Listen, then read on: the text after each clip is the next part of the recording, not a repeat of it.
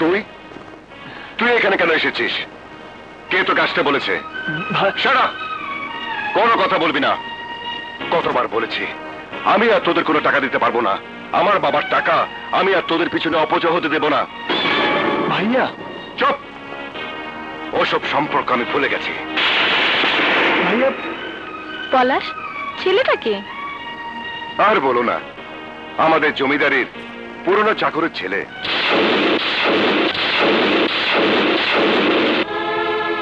পুরানো চাকর? হ্যাঁ, চাকর নয় তো কি।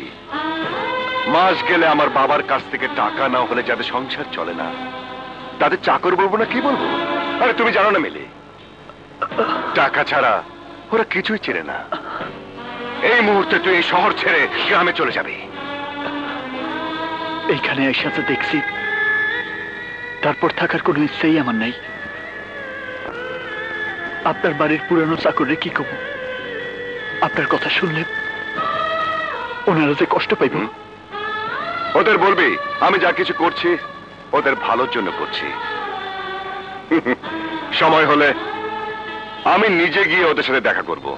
এবার যা। আরে জানা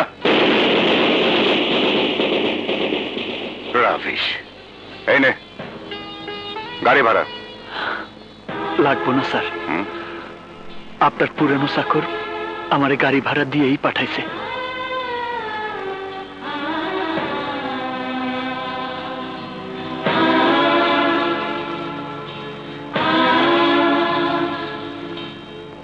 স্যার, আমার মা আপনার জন্য কিছু পছন্দের পিঠা বানাই দিছে। Thank you. আসি স্যার।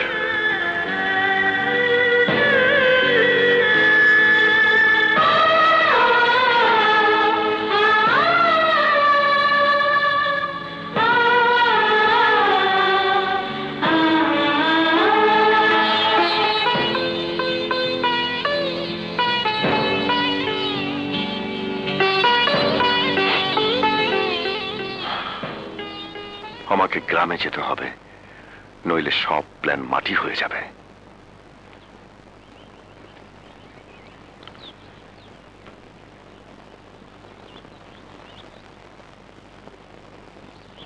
শিমুল, কিরে ঢাকা থেকে আইসা পলাশের খবর তো কিছুই করলি না। কই যাস তুই? কিরে তোর মন খারাপ কেন? পলাশ ভালো আছে তো? কিরে কথা কস না কেন? পলাশ ভালো আছে তো? হ বাবা, তোমার পোলা ভালোই আছে। শহরে থাইকা তার বিরাট উন্নতি হয়েছে। দেখতে হইব না পোলাটা কার? আরে আমার ওই সন্তানই তো আমার অহংকার। এই পরে টাকাগুলো দিছিলি তো? কিরে চুপ করে আসিস কেন? টাকাগুলো দিছিলি তো? হ, দিছি। শিমুলের মা, ব্যাপারটা কি? ওর কথা হইনা মনে হইতেছে ও আমার কাছে কিছু লুকাইতেছে। দূরও কি লুকাইব? মা! পলাশ, মা! পলাশ? আমার পলাশ, বাবা! আমার বাবা।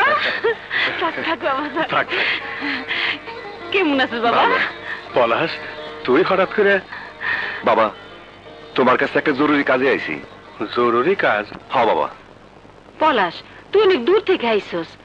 আগে ঘরে গিয়ে বিশ্রাম ল, তারপর যা কনের কইস। আমি যাই তোর খাওয়ানোর ব্যবস্থা করি। হ যাও, আয়। এমন কি কাম বাবা যার জন্য তোরা ঢাকা থেকে ছুটে আইতে হইলো? টাকার জন্য। টাকা? কেন শিমুল তোরা টাকা দেয় নাই? কি কইতাছ? শিমুল তো আমার কাছে যাই নাই। শিমুল তোর কাছে যায় নাই? না। হরে হরে বাবা শোনো, শিমুলের বিচার তুমি পরে করতে পারবা, আগে আমার কথা শোনো। সামনে আমার ফাইনাল পরীক্ষা। পরীক্ষার ফিস আর কয়টা বই কেনার জন্য আমার বেশ কিছু টাকা লাগবো। কয় টাকা? 30,000 টাকা লাগবো। 30,000? হ্যাঁ বাবা, এই টাকা না হইলে আমি পরীক্ষা দিতে পারব না। আর যদি তাই হয় তাইলে আমার নিয়ে যে স্বপ্ন দেখতেছ সব বৃথা হয়ে যায়। না না, এ হইতে পারে না। পরীক্ষা তোরা দিতেই হইব। টাকা জমা দেওয়ার শেষ তারিখ কবে রে? কাইলে শেষ তারিখ। বাবা, টাকা কি আজকে জোগাড় হইব? সামান্য টাকা হইলে কথা ছিল। কিন্তু এত টাকা আমি তো কিছু বুঝতে পারতেছি না। জোরদারের সাথে কথা বলে দেখি। হ্যাঁ, আমি আর তোমারে কোনো টাকা দিতে পারুম না। উল্টা যা দিছো তা যদি আগামী 1 মাসের মধ্যে শোধ করতে না পারো, আমি তোমার ভিটা ছাড়া করুম। দেখেন, আমি আপনার আয় ছোট লোকের বাচ্চা, তুই এখান থেকে যাবি না মায়ের খাবি? বাবা শওকত, তোমার বাবা যা দেখছে তা সত্যি হতে পারে না। আমার পোলা এমন না। ও তাইলে তুই এমনে যাবি না? দেখ যাওয়াইতাছি।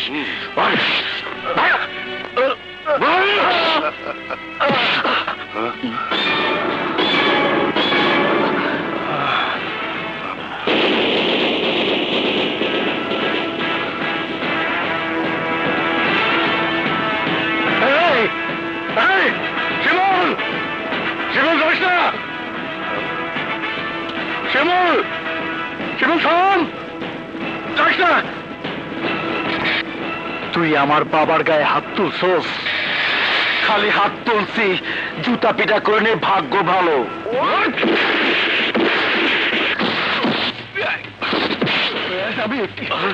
তোরে আমি মাইরেই ফেলামো।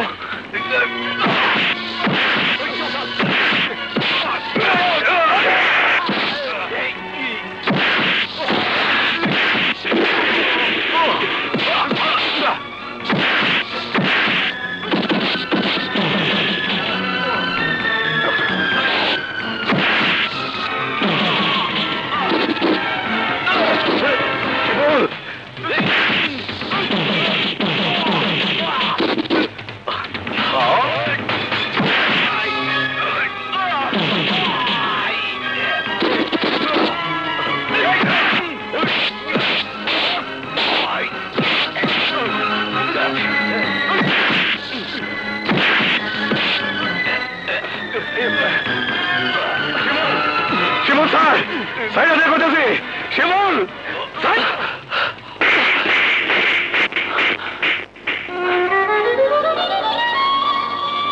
বাবা, চুপ, একদম চুপ। আমি তোর বাবা না, তুই আমার সন্তান না।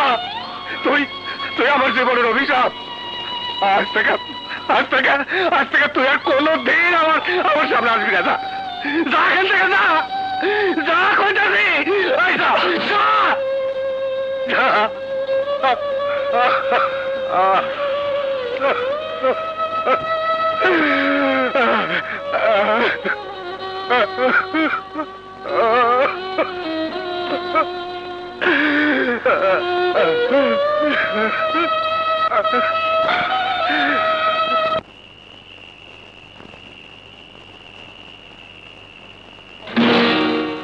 শিমুল না?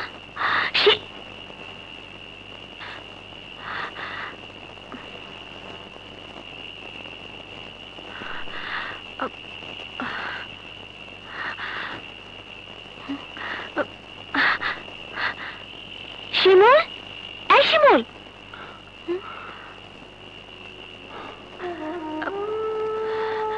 কি হয়েছে তোমার? কথা বলছো না কেন?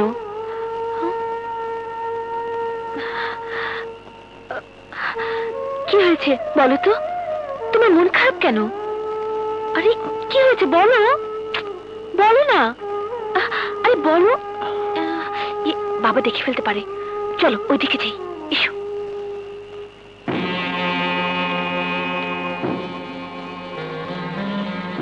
কোনাহান থেকে কিছুই জোগাড় করতে পারলাম না।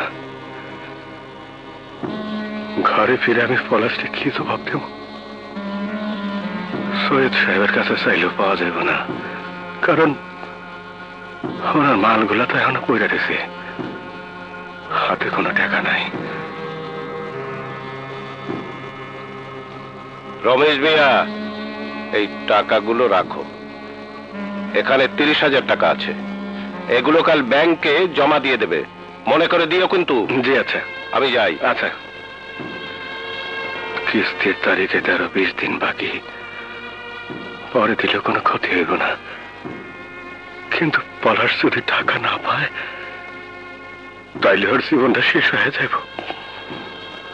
তাই সন্তানের মঙ্গলের জন্য এই পাপ আমারে করতেই হইব। ওই টাকা দিয়েই পলাশের পরীক্ষার ফিস দিয়ে দেবো।